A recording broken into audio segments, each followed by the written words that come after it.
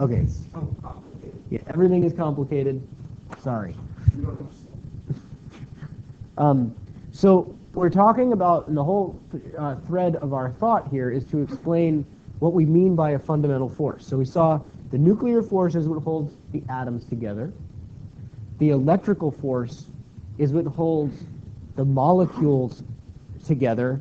And when we say molecules, we're even talking about things like your DNA. So we've got, here's your DNA.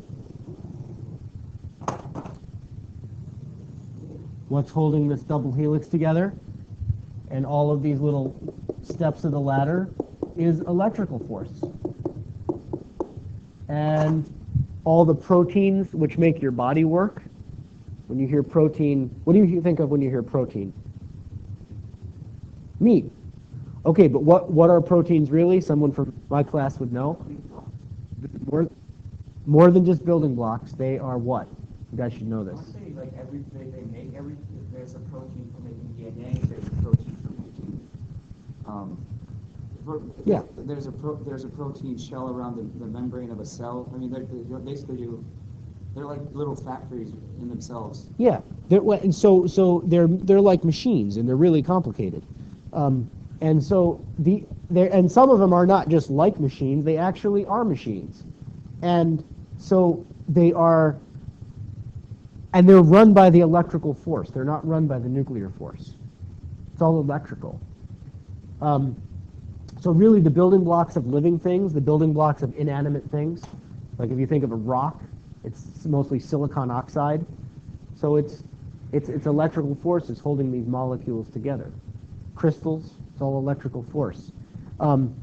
So that's the electrical force. Then there is the gravitational force. What does gravity hold together? Masses. Yeah, like what? Give an example of something held together by gravity. The Earth. Yeah. Good. Why isn't the Earth square? Because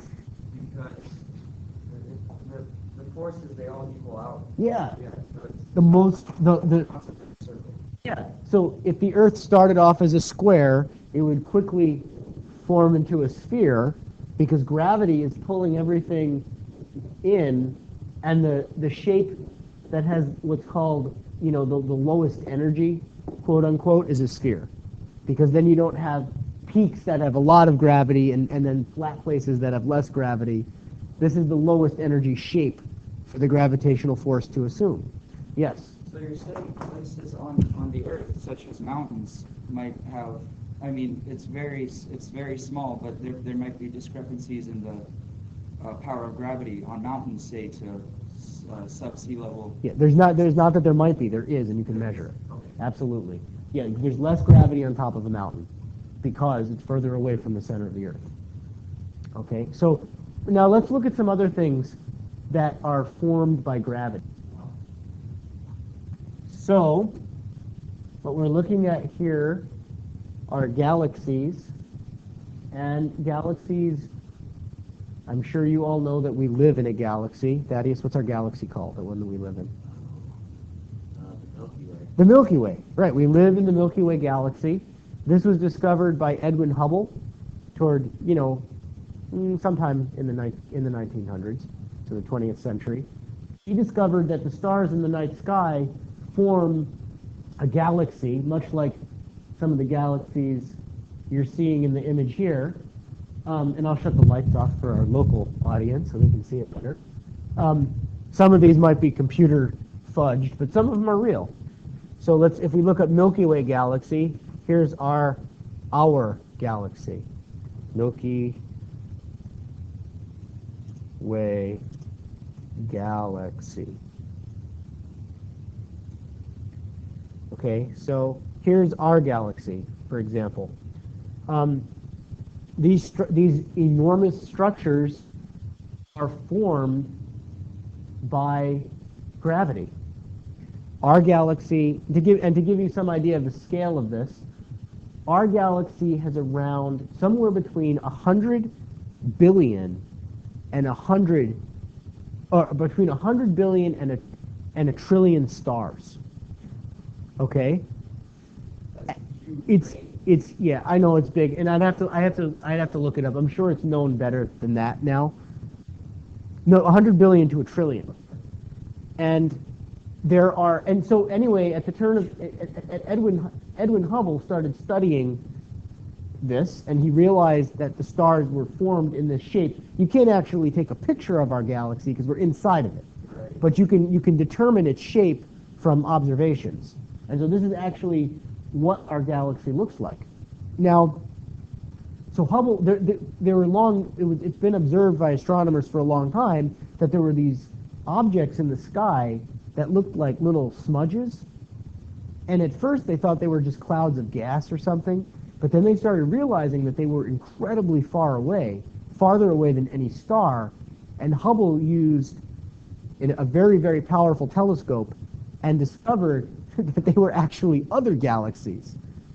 And so now it's known that there's trillions of other galaxies besides our own. So it's all really big, and but the whole universe is held together by gravity. So at the atomic scale, you have the nuclear force. At the scale that we live in, the electrical force predominates, but we experience gravity, right? But then at the big scale, gravity is what forms and shapes the universe. So, and there have been theories of giant electrical currents in space and stuff like that. Who knows? But basically, it's gravity. And the universe itself has structure. And I'll show you what that looks like. Hold on. As we were saying, the universe itself has structure, which means the galaxies aren't just randomly distributed in space. They form what are called clusters and superclusters. And one of the best pictures of this is down here. If you look at this sphere, or this cube. Now the universe is not a cube, by the way. They just put this in a cube. But if you look at this cube, you can see kind of like spindles and it looks like almost like a spider web or a cobweb. Yeah, it almost looks like a molecule, but it looks like stuff. There's obviously a pattern there. It's not random. It's not just evenly distributed. That's because gravity is pulling the galaxies near each other, because the galaxies all have gravity. So gravity is what determines the shapes of solar systems, of planets, solar systems, galaxies, and then these clusters of galaxies. So now, so these are the three fundamental forces. You have electromagnetism, or nuclear electromagnetism, and gravity, and they control the structure and function of the universe at different scales.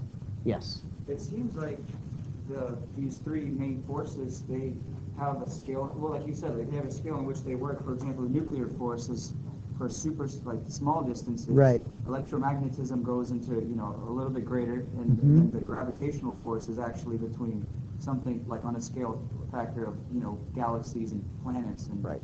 it seems like it expands on. That's right. You would need enormous electrical charges to attract things the size of planets, and those charges would be the voltages would be so high that it would cause the matter to ionize and carry the charge away before the force could really have an effect. Whereas gravity, and interestingly, but now here's the ironic part: the nuclear force is the strongest force. The electrical force is in the middle, and the gravity is actually extremely weak. But it moves enormous things over very great distances. Yes, Nicholas. Now, each planet has its own gravitational system, you could say, right? Its own field. Its own gravitational field, and then each our solar system has its own gravitational field also, right? Yeah, the sum of all the mass in the solar system then becomes its field. Now, do galaxies have influence on it, or are they also, a cluster of galaxies also have gravitational influence, or whatever you call it, on each other? Yeah, and that's what forms the structure that you're seeing in the picture. That's the influence of the gravity of the galaxies on each other. And so if you took one out, it would hugely affect the other one. Yeah, I mean, it would affect them, but you can see that that pattern would probably just fill in the gaps pretty easily. Really, Yeah, and then the whole thing's dynamic. The whole thing's changing and expanding. Like the universe is expanding. So, there, you know, the galaxies are all moving away from each other. Anyway, so we just needed all of this background to understand the idea that there's these three fundamental forces. We have some idea about the nuclear force. We have some idea about gravity, but now we're going to talk about electromagnetism in particular.